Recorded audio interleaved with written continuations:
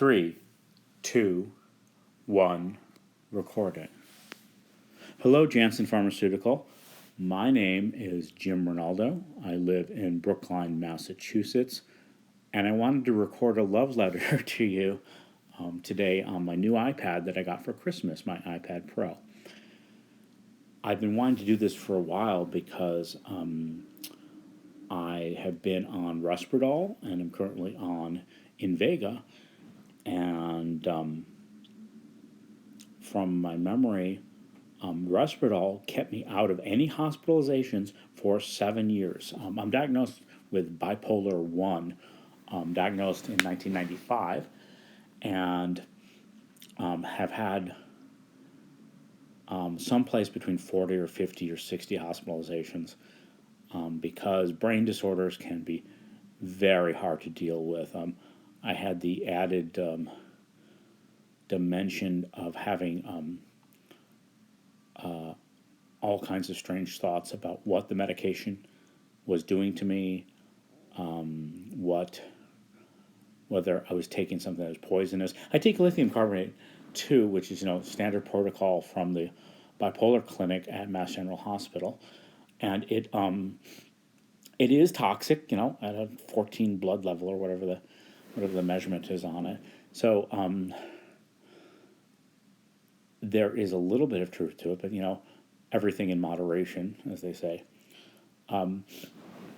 So the great thing about Risperdal is that you can chew it, and the bad thing about Risperdal is that it's labeled an antipsychotic, and if you say the word Risperdal to certain individuals in professional status, they completely freak out because there is it's called the bogeyman argument. You may have noticed that some of the political speech has been going on about people having licensed firearms and having these mass killings and things. And the bogeyman are people who are on antipsychotic medications who have nothing to do with any of this stuff because we can't even get guns. We don't want guns. I'm in Commonwealth of Massachusetts. I live 6 blocks away from the John F. Kennedy home where I grew up. I mean, it's like totally not what happens in Massachusetts, at least.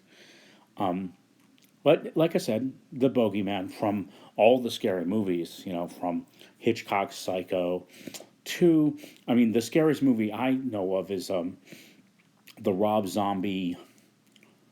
I don't remember if it's Jason or Friday the 13th or something like that, but he did a remake of it showing what a very accurate view of what a psychiatric ward is like, and it's always difficult because the public portrays human beings who just have brain disorders. My brain doesn't work right, as being the monsters of the world or something. But anyway, that's kind of known in the communities. The check out the Bipolar Connect app in the App Store on iOS, on the Apple Store.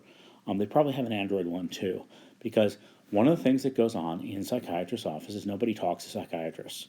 Okay, part of it is that you kind of have to study the Wikipedia psychiatry page to figure out what to talk to a psychiatrist about, and then secondly, there is, it's known in the communities that psychiatrists sit there and will tell everything to police and all these other things. They basically violate, the ethical codes of being able to talk to a doctor about anything. And I know that these are in extreme cases. And the thing is, why would you want to talk to a psychiatrist? I'm almost wondering why I'm talking to you. I figure I owe you, because it's like I've been taking invega for about a year and a half, 2 years. Got prescribed by Dr. Aronow after a very hard hospitalization at McLean. I've been through a lot of hard hospitalizations because psychiatric wards have the being able to stay intellectually flexible enough to deal with people. And a lot of times there's large groups of men who get violent, dealing with the spectrum of brain disorders that occur in humanity is I don't know. There's no real training book for that. There's nothing you can read on it. You just kind of, sometimes you have to kind of wing it, but you just kind of, I don't know, you just kind of make it through. So it did start on invega and on a 6 milligram. The only issues that I've had with it are in the prescription, early on in the prescription, two of the invegas, the little submarine, I call them little submarines, the little submarine, it like popped in my intestine. Something happened where it just popped in my intestine. It wasn't painful or anything. It was just kind of like, I could tell that somehow the pill, something in the internal pressure versus the external pressure, just the specific pill just didn't work right.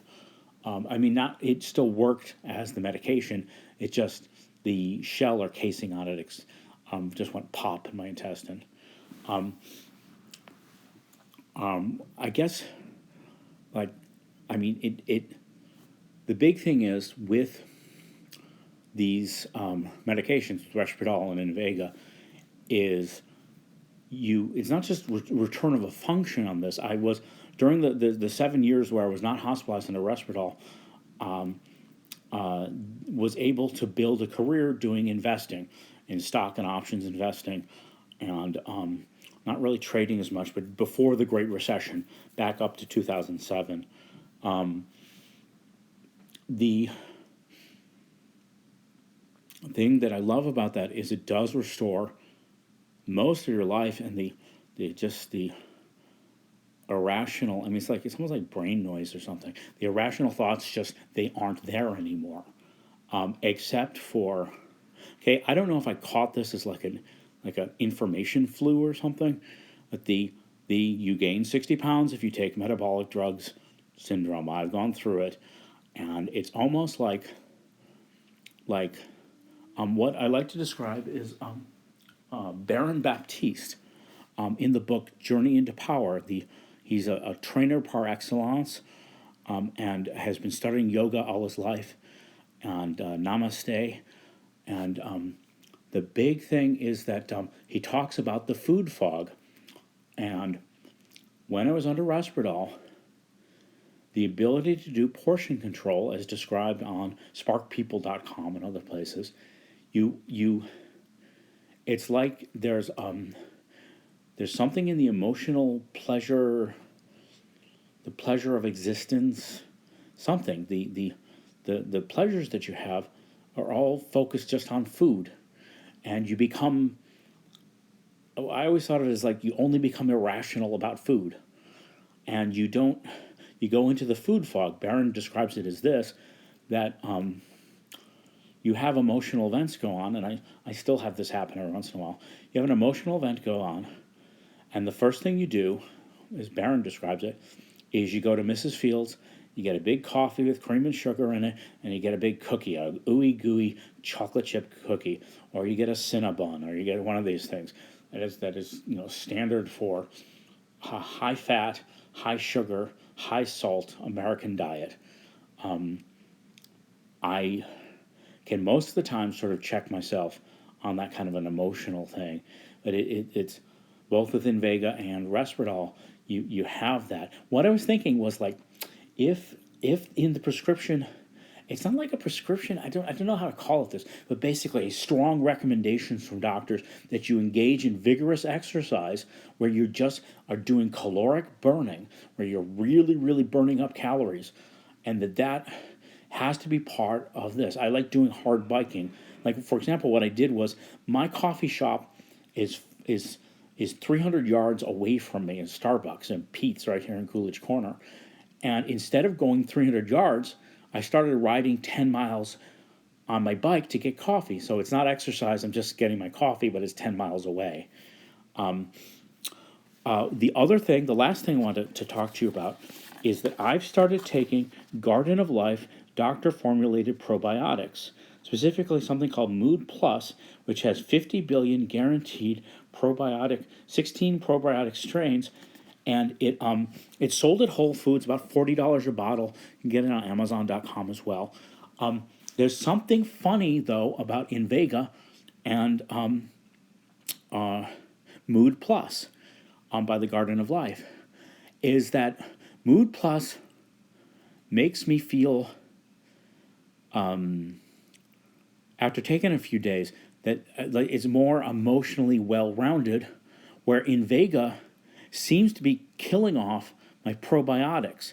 That it somehow is wiping it off. And if you try to take them both at the same time, it is a very strange kind of a combination. So could you talk to the Garden of Life people about these probiotic Mood Plus? Because I think that it might point to something that is key to invega and resveratrol, where at the same time, I always wonder about having taken this medication for a long time, whether I've got a preordained, what is the word, I'm going to have a pre-existing condition as I age. The only thing I could think of countering against it is trying to have to diet, have a well rounded diet, and also lots of water, lots of hydration, to keep flushing my system out. Anyway, thank you so much for designing these medications, because they are. It took a long time to where I could get stable on the medications, and it's been like a really long journey. But you've always been there for me, and I just wanted to thank you, because